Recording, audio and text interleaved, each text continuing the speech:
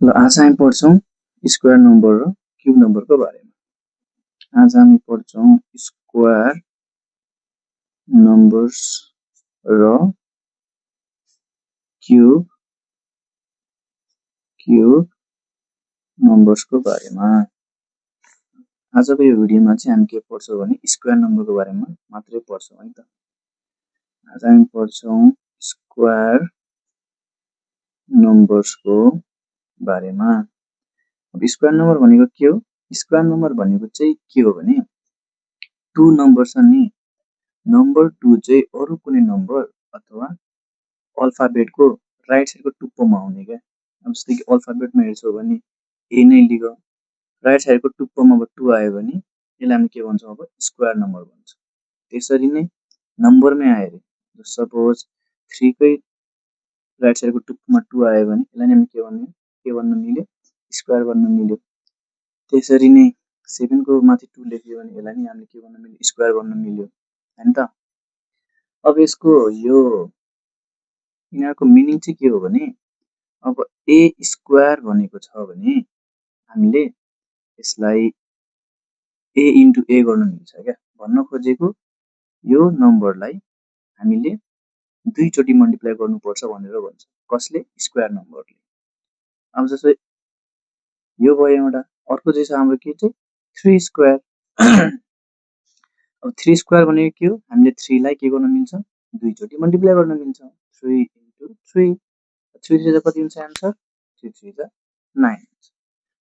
त्यसरी नै हेर 7 छ, 7 को नि अब मैले यहाँ स्क्वायर लेख्यो भने 7 हामीले कतिचोटि मल्टिप्लाई गर्न मिल्यो? दुईचोटि मल्टिप्लाई गर्न मिल्यो क्या। 7 इन्टु 7। अब यसको आन्सर कति आउँछ? 7 7 जा 14। सो यहाँसम्म बुझेको छैन त सबैले?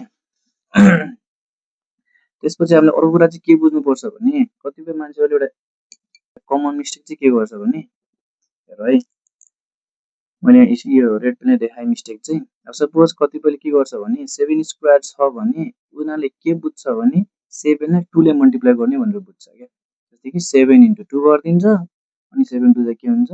14 लेखिदिन्छ उनीहरूले। अनि हेर त एन्सर मिल्छ त। हामीले गर्नुपर्ने चाहिँ के हो? 7 ले दुईचोटि मात्र मल्टिप्लाई गर्ने हो नि त। अनि 7 लाई दुईचोटि मल्टिप्लाई गर्ने हो भने त 14 आउनुपर्छ।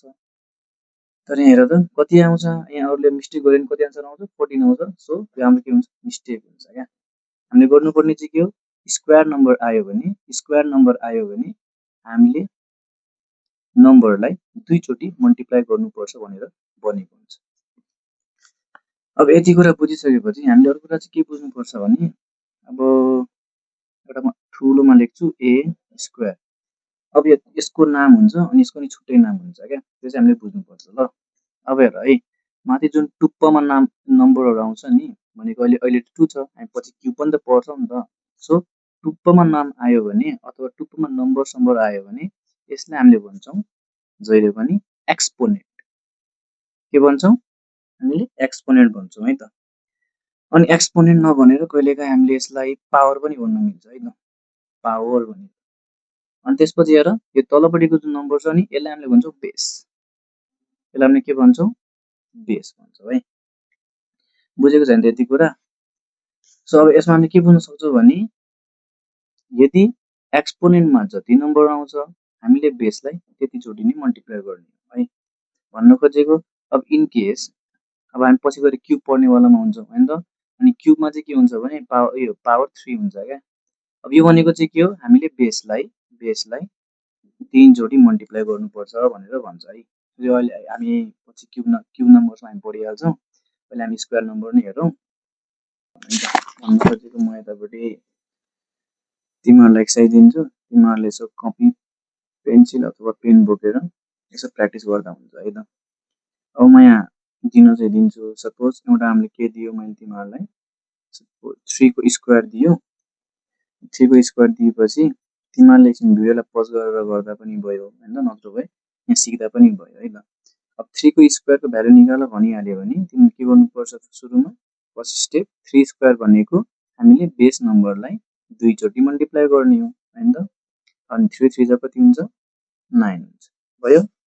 अर्को हेर, अर्को के हुन्छ? त्यसरी नै अब सपोज हामीलाई 4 स्क्वायर भनेको छ भने के गर्छौँ फेरि 4 इन्टु 4 गर्छौँ अनि 4 4 चाहिँ हामीले 16 गर्न मिल्छ है त।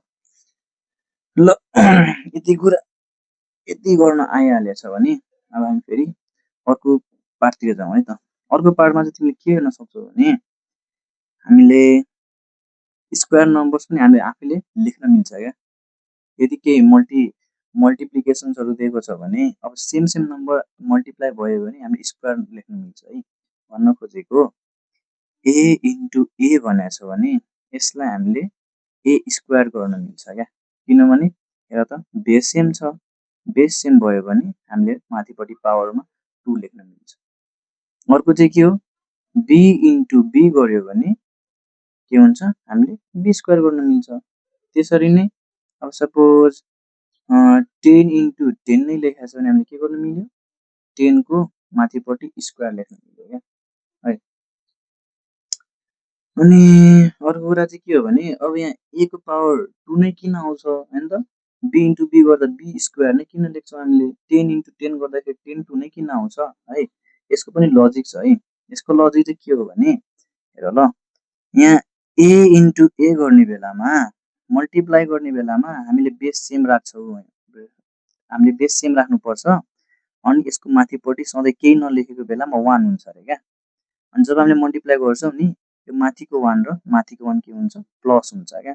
हेर त 1 + 1 गऱ्यो भने के हुन्छ ए को के भ्यालु आउने भयो 1 + 1 2। सो यसरी नै के हुन्छ यदि कुनै पनि नम्बरलाई हामीले दुईचोटि मल्टिप्लाई गरेका छौँ भन्नु खोजेको त्यो नम्बर फेरि सेमै हुनुपर्छ है।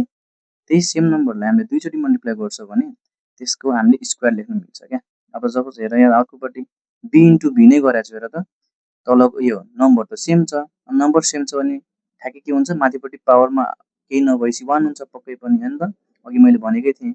अनि यो 1 र यो 1 के हुन्छ अब यहाँ प्लस हुन्छ क्या। प्लस भइसकेपछि के लेख्न पाएँ हामीले बी को स्क्वायर लेख्न पायो। त्यसरी नै 10 इन्टु 10 लेखेको छ अनि हामीले नम्बर सेम लेख्न मिल्छ।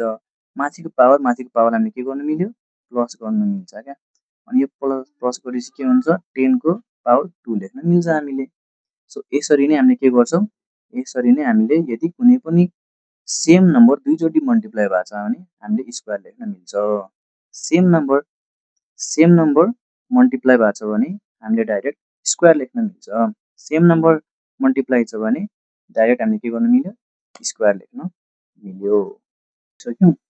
अब हामीले सिक्नुपर्ने भनेको चाहिँ हामीले कसरी चाहिँ भन्नु पर्यो क्या है। ल हेर है त भन्नु खोजेको यहाँ 3 स्क्वायर छ। अब 3 स्क्वायर छ भने हामी के गर्छौँ यसको पहिला एन्सर निकाल्छौँ हैन त। यसको एन्सर 9 आयो। अब यसलाई हामीले कसरी भन्छौँ है त इङ्ग्लिसमा। अब ल्याङ्ग्वेजमा हामीले यसलाई कसरी भन्छौँ भने 9 is the square number of 3 यसरी भन्नु पर्यो कि। अर्को एक्जाम्पल चाहिँ हामीले के लिन मिल्छ भने ल अब पछाडिपट्टि 4 स्क्वायर निकालेको थियो 4 स्क्वायर निकालौँ। 4 स्क्वायर निकालौँ 4 लाई हामीले दुईचोटि मल्टिप्लाई गर्न मिल्छ। त्यसको आन्सर 16 आउँछ। अब यसलाई ल्याङ्ग्वेजमा लेख्ने हो भने भन्नु खोजेको वर्डमा लेख्ने हो भने के कसरी लेख्ने 16 is the square number of 4 है त। जति एन्सर आउँछ त्यसलाई अगाडि अनि जसको एन्सर निकाल्यो त्यो पछाडि। भन्नु खोजेको 16 is the square number of 4। त्यसरी नै तिमीले जब 7 को एन्सर निकाल्यो भने 7 को स्क्वायर निकाल्यो भने कति एन्सर आउँछ 7 7 49। सो तिमीले अब कसरी भन्नु पर्यो 49 is the square of 7 यसरी भन्नु पर्यो है त। सो आज हामीले पढ्नुपर्ने कुराहरू यति नै थियो। अर्को भिडियोमा क्युब नम्बर्सको बारेमा हामी पढ्नुपर्छ है त।